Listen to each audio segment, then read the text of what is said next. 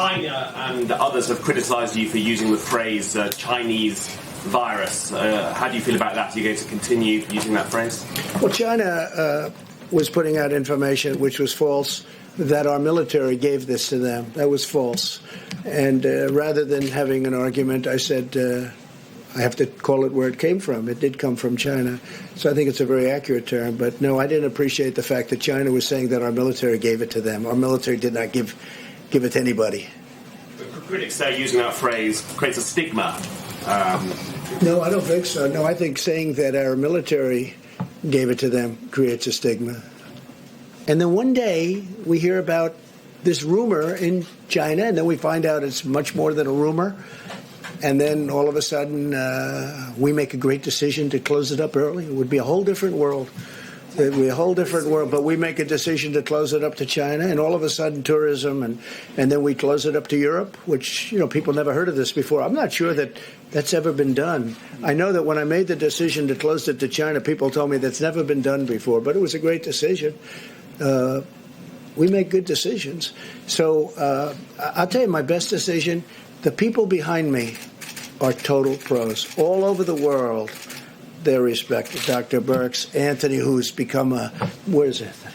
He's become a major television star for all the right reasons. No, he's just so professional, so good. The people that we have working here have been incredible, and they're totally respected.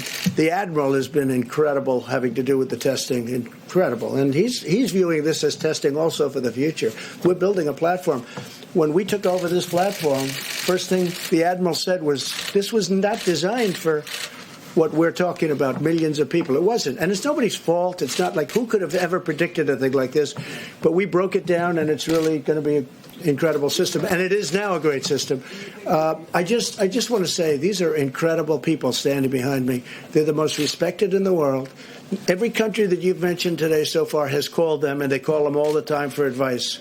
There's nobody better than what we have. Beginning in January, when he took the unprecedented step of suspending all travel from China, the efforts to issue travel advisories for portions of Italy and South Korea, and then to begin screening all the passengers, the efforts regarding suspending travel from Europe, and what went into effect at midnight last night, adding the UK and Ireland to that, have all been informed by the experts that are surrounding us. What the President's asked us to do from the very beginning, as Dr. Birx and Dr. Fauci often say, is let's follow the data, bring the President the best options in response to what is actually happening on the ground.